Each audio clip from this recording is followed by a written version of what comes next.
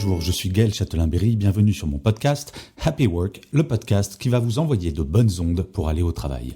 Cette semaine, j'ai décidé de vous parler de confiance en vous. Je ne sais pas pour vous, mais j'ai souvent entendu cette phrase. Tu sais, ça serait plus simple si tu avais plus confiance en toi-même. Cette phrase péremptoire prononcée sans bien entendu donner aucune piste pour atteindre cet objectif, souhaitable, s'il en est, avait une formidable tendance à m'énerver. Je vais vous révéler un secret. La confiance en soi, ça ne se décrète pas, ça se travaille.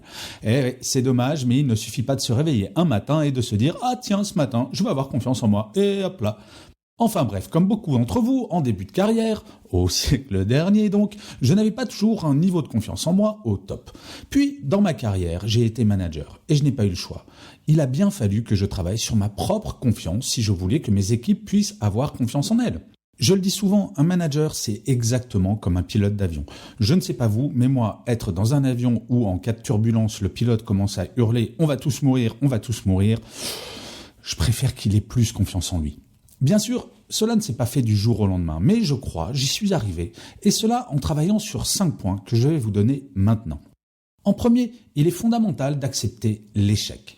En fait, ce qu'il vous faut faire, c'est d'accepter de façon définitive, pour ne pas dire radicale, vous n'êtes pas parfait ou parfaite. Pour apprendre à marcher, il faut apprendre à tomber sans trop se faire mal, et se relever à chaque fois. Il faut voir nos échecs et nos erreurs comme un apprentissage qui nous mène petit à petit vers plus de professionnalisme. Aucun virtuose de piano n'a jamais fait de fausses notes. Aucun athlète de haut niveau n'a jamais fait de contre-performance. Alors pourquoi en serait-il autrement pour les simples mortels que nous sommes ? En fait, j'aime bien ce proverbe japonais. Réussir, c'est tomber 7 fois et se relever 8. En deuxième point, il est fondamental, à mon sens, de relativiser l'importance de sa vie professionnelle. Non, le monde ne tourne pas autour de notre travail. Ce n'est que du travail. Je disais d'ailleurs souvent cette phrase aux membres de mes équipes lorsque j'étais manager et qu'il y avait une erreur de fait ou un échec. Sans tomber dans le je m'en foutisme, bien entendu, il est bon de se rappeler que notre vie personnelle est sans aucun doute la chose fondamentale. D'ailleurs, le déroulement de notre vie professionnelle nous le rappelle. Un jour, nous serons à la retraite. Et je ne sais pas vous, mais je ne compte pas me sentir désœuvré. Tout ça parce que je n'aurais pensé qu'à mon travail durant toute ma période d'activité. La génération de mes parents a souvent fait cette erreur, créant un grand nombre de retraités dépressifs. Notre activité professionnelle est importante, certes, mais elle ne doit en aucun cas prendre plus de 50% de l'énergie émotionnelle que nous avons. Ensuite, il me semble important de relativiser sa propre importance. Eh oui, il y a 2 fois important dans cette phrase. Non, le monde ne tourne pas autour de notre petite personne. Il est bon de se rappeler de temps à autre que nous ne sommes qu'une goutte d'eau dans l'humanité. Oui, je sais, c'est un petit peu lyrique comme phrase, mais je trouve que l'image aide à comprendre le concept. Il ne s'agit pas de se flageller avec des orties fraîches tout en se disant que nous ne sommes rien, mais juste de nous rappeler que nous faisons partie d'un tout, que nous ne sommes pas seuls. Si nous avons un coup de mou, il faut savoir s'appuyer sur les autres en mettant son amour-propre de côté. Cela n'a rien de grave. Et oui, c'est paradoxal, mais intégrer le fait que nous ne sommes pas grand-chose permet d'accroître la confiance en soi car la pression que l'on se met au quotidien va redescendre. Ensuite, il faut faire confiance à autrui. Savoir qu'il y a des personnes autour de nous qui feront preuve de bienveillance à notre égard augmente grandement la confiance en soi. Par opposition, s'isoler petit à petit mène irrémédiablement vers la mélancolie.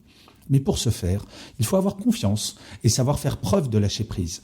Le regard que les autres personnes portent sur nous est essentiel dans notre construction. Et généralement, nous recevons des autres le même genre d'énergie que celle que nous envoyons.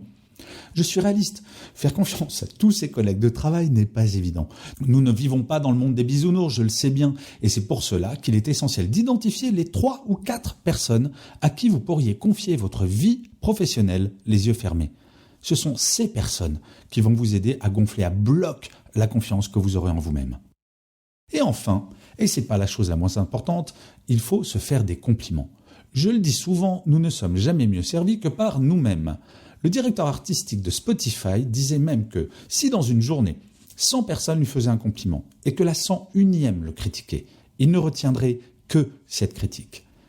Notre cerveau retient 3 fois mieux les informations et émotions négatives que les positives. Pour une émotion négative, il vous faut 3 émotions positives pour la compenser. Réapprendre à se faire des compliments fait partie de ces émotions positives.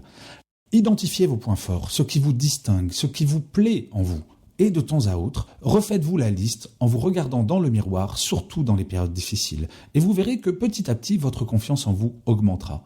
Petit conseil additionnel, tous les jours, à la fin de la journée, mettez sur un post-it la chose dont vous êtes fier dans votre travail chaque jour. Ça peut être une petite chose, pas forcément quelque chose de grandiose, mais la chose dont vous êtes fier. Et petit à petit, vous allez voir le vase dans lequel vous mettez ce post-it va devenir de plus en plus grand. Et les jours où vous n'avez pas le moral, replongez la main dedans. Vous allez voir, ça va changer votre vie. En conclusion, je crois que le tout est de trouver un juste milieu. En effet, trop de confiance en soi mène à l'arrogance, défaut qui n'a rien d'enviable. Par ailleurs, comme je le disais dans un autre épisode de Happy Work, douter est une excellente chose au travail. Cela étant dit, dans ma carrière, j'ai rencontré beaucoup plus de personnes qui étaient parfois paralysées par leur manque de confiance en eux que par des personnes hyper arrogantes. Donc maintenant, c'est à vous, boostez votre confiance. Et je finirai cet épisode de Happy Work, comme d'habitude, par une citation. Cette semaine, j'ai choisi une phrase de Paulo Coelho qui disait « Emporte dans ta mémoire, pour le reste de ton existence, les choses positives qui ont surgi au milieu des difficultés. Elles seront une preuve de tes capacités et te redonneront confiance devant tous les obstacles. » Je vous remercie d'avoir écouté cet épisode de Happy Work. Je vous dis à lundi et d'ici là, prenez soin de vous.